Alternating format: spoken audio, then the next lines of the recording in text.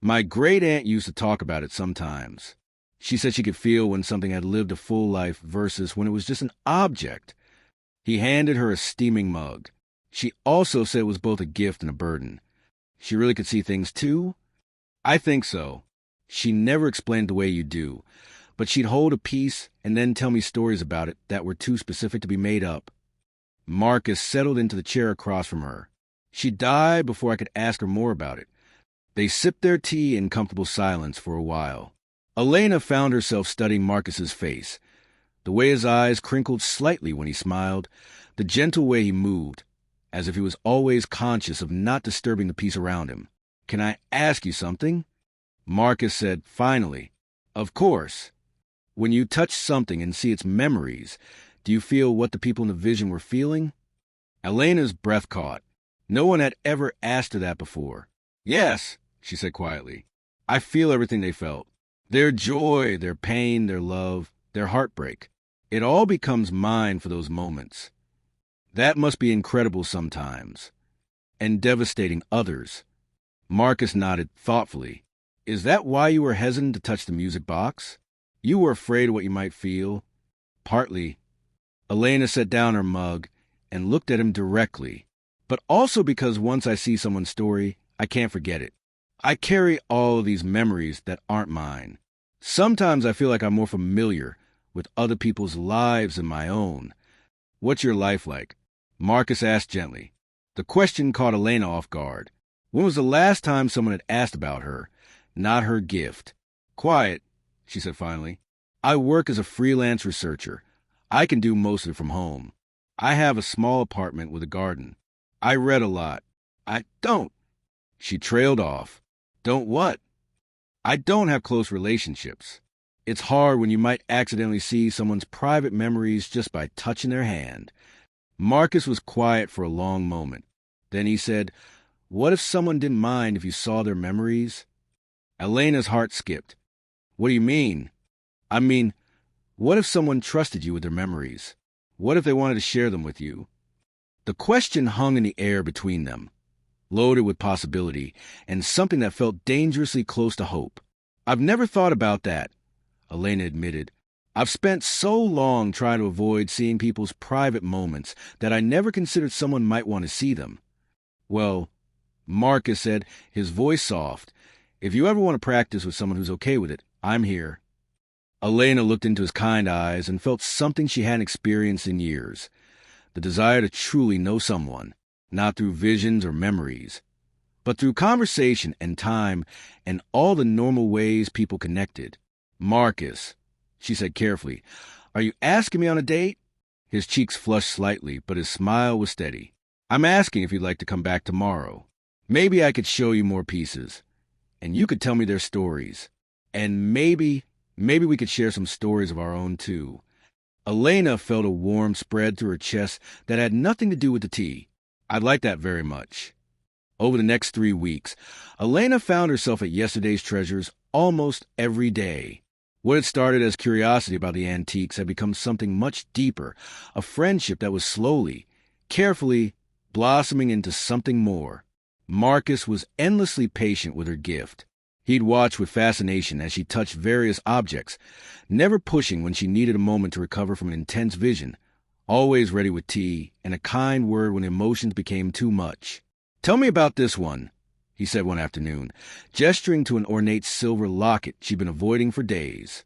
Elena looked at the locket warily. "That one feels heavy, emotionally heavy. Do you want to skip it?" She considered, then shook her head. "No. But would you mind staying close?" It had become their routine. Marcus would sit nearby when she explored the more emotionally charged pieces, a steady presence that somehow made the visions easier to bear. Elena took off her glove and carefully lifted the locket. The moment her skin touched the silver, she was elsewhere. A young woman stood at a train station in the 1920s, clutching the silver locket around her neck.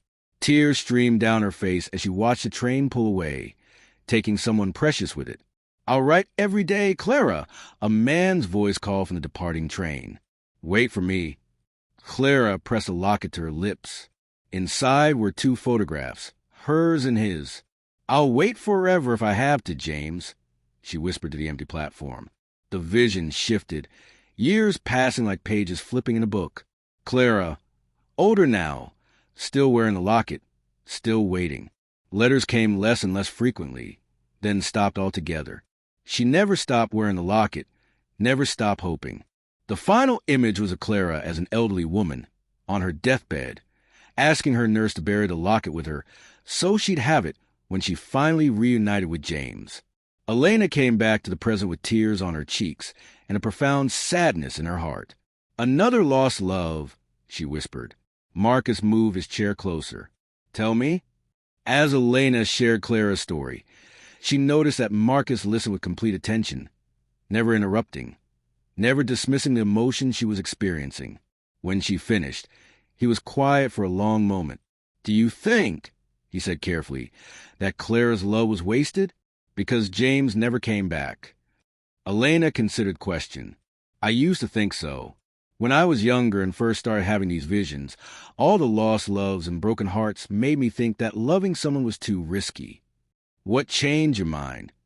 Elena looked at him, really looked at him, and realized that her perspective had been shifting over the past few weeks without her fully acknowledging it.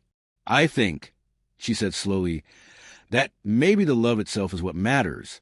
Clara loved deeply and completely. Even though James never returned, she experienced something beautiful. Maybe that's enough." Marcus reached across the small space between their chairs and gently took her gloved hand.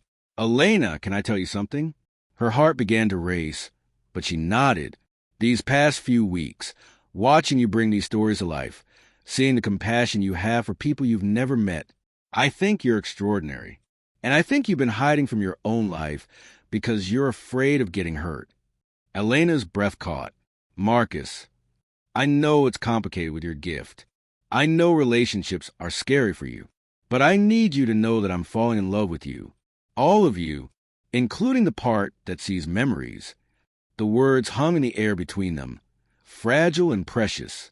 "I'm falling in love with you too," Elena whispered, her voice barely audible. "But Marcus, I'm terrified. What if I accidentally see something private? What if I hurt you somehow?"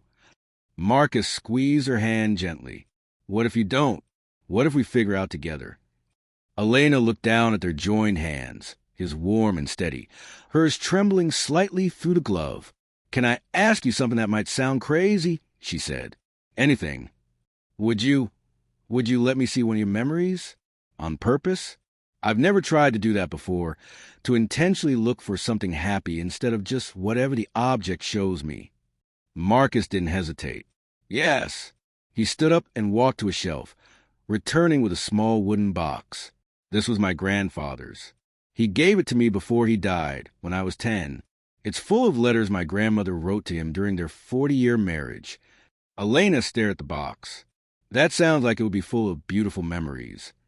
"It is, and I want to share them with you." Stay tuned for episode 3. And don't forget to like the video and subscribe to the channel for more fascinating romantic stories.